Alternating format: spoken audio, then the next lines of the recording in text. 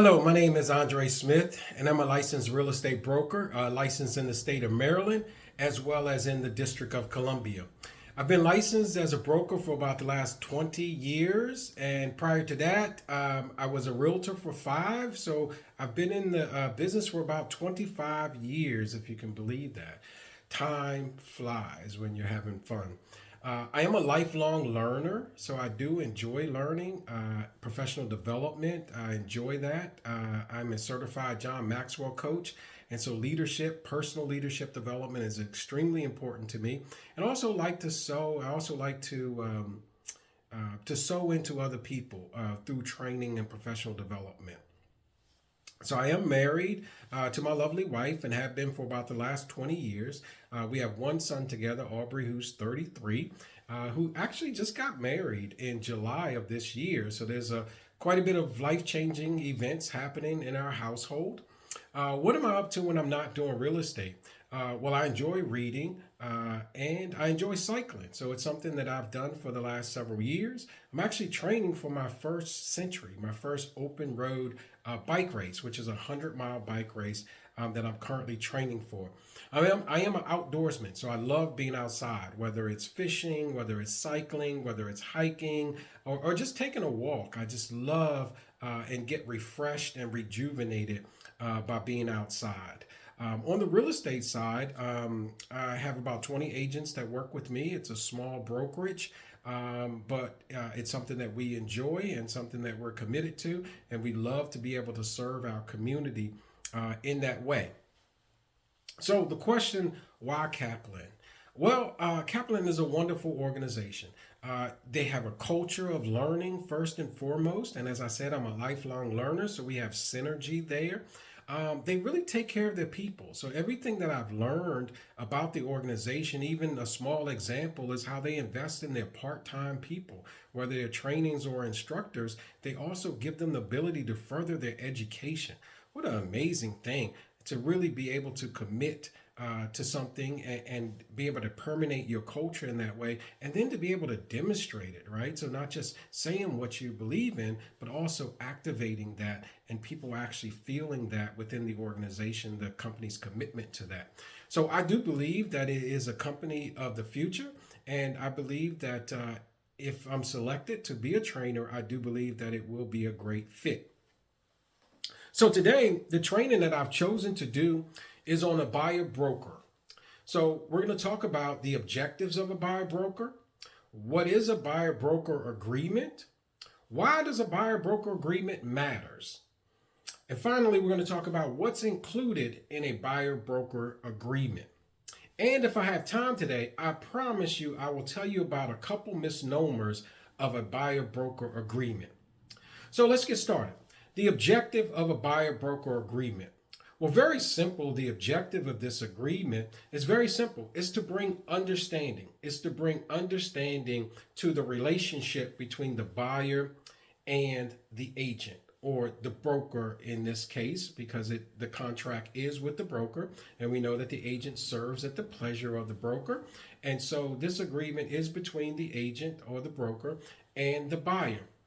And it also talks about representation. So it talks about representation. It also lays out the expectation. So that's the expectation of the buyer, also the expectation of the agent. And then finally, this agreement has protections. So it protects the agent as well as protects the buyer. So once you define these relationships, there's those three components in it. So also we should say it defines the professional relationship. So this is a professional relationship, and the buyer broker agreement defines that. Now, this agreement should be in writing. So the buyer broker agreement should be in writing. It has to be in writing for it to be enforced. So it is a contractual agreement. So you have a buyer that raises their hand that says, hey, I want representation in a contract. And you have a buyer saying, challenge accepted. I will represent you. So there's a meeting of the minds between these two parties. And from that meeting of the mind, there is an agreement that will come out of that. And that agreement will govern that professional relationship. Also, it outlines, the buyer broker agreement outlines the responsibilities of both sides. and it outlines the roles of both sides. So, for example, the responsibility of the agent. So that may be to set up showing appointments. It's also maybe their responsibility to have a professional network that's reasonable, a network of lenders and home inspectors, or termite inspectors, people that you can refer to that buyer to be able to make this transaction a lot easier for them. The role and responsibility of the buyer, very clear. Their role is that they are serious about purchasing a property. So they go into this agreement, this legal binding agreement, saying that they're going to do everything within their power to fulfill this agreement. And so that includes that they're going to put themselves in position to be a good candidate for a mortgage loan, for instance, if they're getting financing. They're going to also be able to tell the truth on all the documents that they fill out, whether it's the loan documents, that they're not going to misrepresent themselves or misrepresent their facts. Okay, so that's an example of the type of roles, responsibilities, what these two parties do, and how they govern themselves throughout this agreement. A buyer-broker agreement also defines the services. That's the services that an agent's going to provide. So these services contain to, are we buying a single family house? So the services that I'm going to negotiate, I'm going to help you do a search to find properties that's within your price, that's within the area that you're looking for, in the community that you're looking for, the type of house that you're looking for. Again, those are roles and responsibilities of the agent. They will maybe negotiate the contract on behalf of the buyer, right? Terms that are acceptable to the buyer. They may accept the earnest money deposit on behalf of the buyer. They may also communicate with the inspector. They may communicate with the title company. They may provide these services to accomplish the end goal for the buyer, which is a successful contract. So finally, the buyer-broker agreement includes compensation. That is, how is the buyer's agent going to be compensated for the work that they're providing? So why does this matter? Why does a buyer-broker agreement matter? Well, it matters because it brings clarity to the relationship, first and foremost. Second, it's exclusive. So the buyer has agreed to exclusively work with the agent under this agreement. And then now this is the thing that's extremely important. This buyer-broker agreement needs to be entered, should be entered, expected to be entered before the buyer's agent shows the buyer any properties. So before they go out to see properties, this agreement should be executed. Now, what's included in the buyer-broker agreement? Well, what's included is the terms. The terms is the length of this agreement. So is this agreement for 1 month? Is it for 1 year? Is it for 6 months?